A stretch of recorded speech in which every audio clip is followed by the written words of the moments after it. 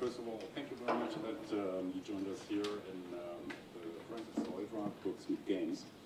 My name is Christoph Holowaty, and I'm the editor-in-chief of Games Industry Biz in Germany, which is a business network site for the games industry. And so today we talk about possible connections and future between two media, which were pretty much distant or pretty much away at first from each other when we see the history of video games and books. So I would like to introduce our panelists right now. I would like to start with Ms. Silja Gülicher, who's from Nintendo of Europe, and she's PR manager, I think, but you're really into the books market, because we take care about the presentations at Meyersche Buchhandlung and all that. Can you maybe introduce yourself a little bit more? Okay. Okay. Can everybody hear me? No? Hello. Thank you. We at Nintendo, we started to address new target groups 3, 4, 5 years ago. We introduced our new consoles, and we were thinking about where can we get closer to women, for example. And then we found out very fast that a lot of women, more women than men, go to bookstores. And so we thought it might be interesting to get in contact with them in the bookstores. And so we started cooperations, for example, with Meyersche Buchhandlung or Google. And in Cologne, for example, there is a shop-in-shop where people can sit down and enjoy video games like Wii and Nintendo DS. And yeah, and that's very exciting. So then we have Peter Buckley, and Peter, you're very much into travel guides and things, but you're more into electronic travel guides. Is that true? Yeah. Is this on? Yeah. So I'm Peter Buckley. I'm a digital publisher for both DK, Eyewitness Travel, and Rough Guides. So I cover both the brands and basically in charge of all their non-print products. So yeah, I do a lot of stuff with EPUB and apps and partnerships and exactly this kind of stuff, looking at where we can partner with games companies or whoever to sort of do something new with our content. Thank you. Then we have Alastair Horne, and Alastair is from Cambridge University Press, so very intellectual, isn't it? Thank you.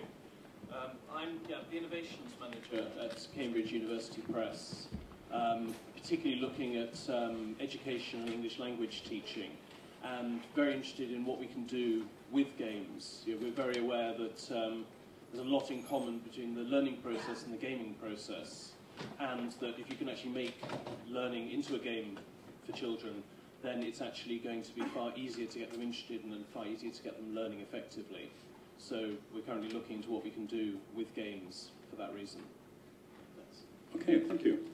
It's good to know Nintendo changed completely the way we look at video games. So some years ago, video games were well, shooting games and platform games and stuff like that. And then I went to Japan after you introduced Nintendo DS, the small handheld. And the first thing I've seen were cooking guides, travel guides, English translation, and that was not an exception, but they had complete departments with non-game software for a gaming platform. So do you think that this really enlarged your audience and made it more accessible to more people who are not really gamers, may play a game, but who are not really gamers? Yeah, this is a very interesting effect, because now the focus is not on the medium itself, on the video game, but on the content. So this means when we offer, for example, We Fit, which is a training program, I think that a lot of women who buy it, they don't recognize that they bought a video game right now, but they think that they bought a device on which they can get better fitness at home. So what we found out was that, for example, at Weight Watchers, suddenly there was a big community, and women talked about how they lost weight with We Fit. So I think we stepped out of the situation that there's just only video games for hardcore gamers and strategic games and so on. But we shifted the look and thought about, okay, which content can be brought onto the video console? And for example, when you look in the bookstores and you see the cooking books, there's a cooking game. You see the fitness books, there's a fitness game, and you can continue that. On the other hand, of course, there has been video games beforehand which were a little bit similar to books, for example, which had a narrative course for, like, for example, Zelda. When you follow a story, you follow the hero, and at the same time, you have to solve puzzles to get further. So I think there's, it's not the question if there's books or if there's video games. I think the question is how can both support each other, and where is the benefit or the, to broaden the horizon of both. Can I add something to that? I think what you said is absolutely right. I think the way to look at it is that both from the gaming perspective and also from the publishing perspective, it's really just a change definition. And what we're really talking about is experiences.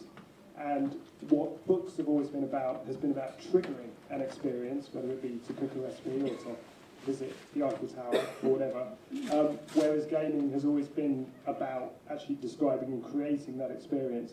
And I think that's what we have to think about as publishers. I'm assuming there's a lot of publishers in the room here, or people with that as a starting point, but we've got to look at the gaming industry and not as games as what we understand games to be, but just to say this is all about experiences and how we can learn from the gaming industry to create experiences.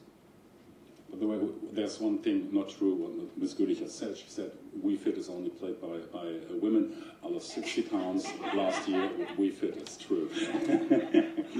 Good. But when we see travel guides, it looks a little bit more easier to understand that you could fit in technologies, you know, from the video game business. But Alastair, what do you say when we're talking about learning games?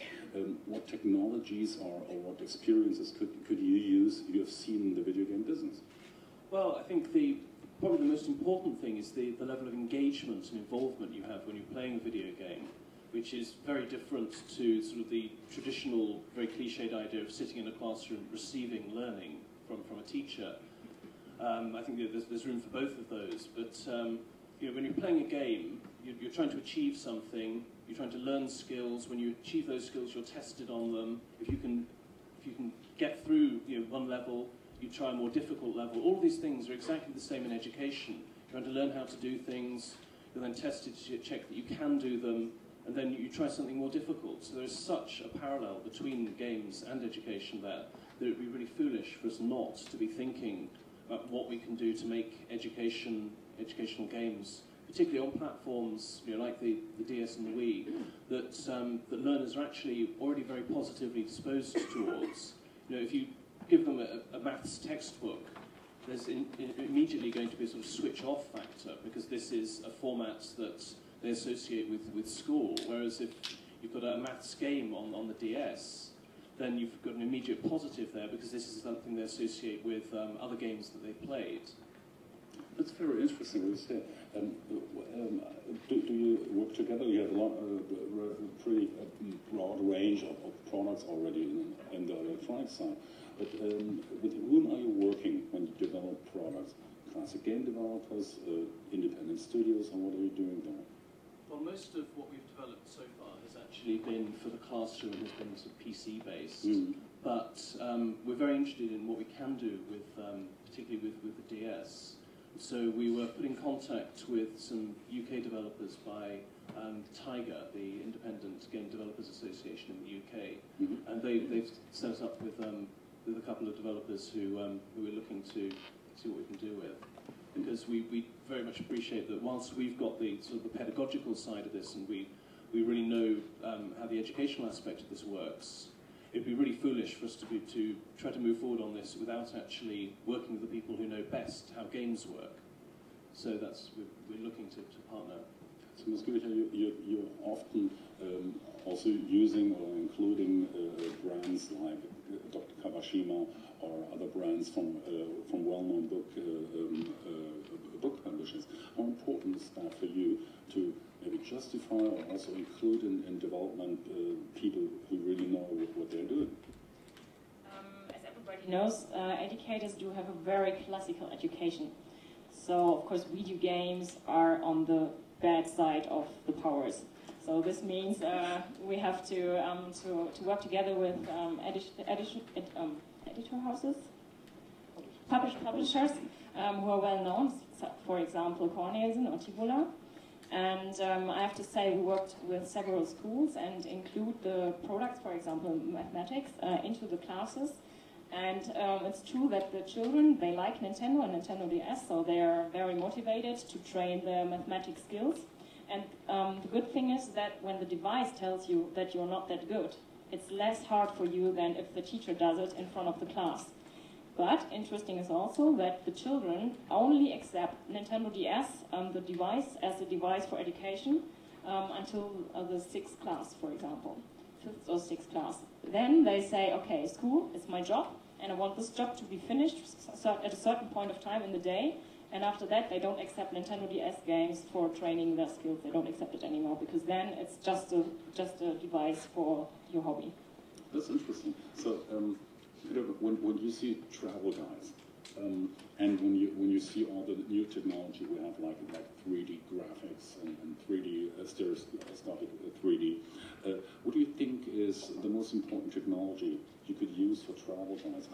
How would you do something interactive out of travel guide, which is more or less an atlas or something, like dictionary? No? Yeah. Well, without doubt, the single most important bit of technology that's happened for travel is GPS and geotagging, and the fact that we can enrich all our content and make it completely geo-specific has just opened up an enormous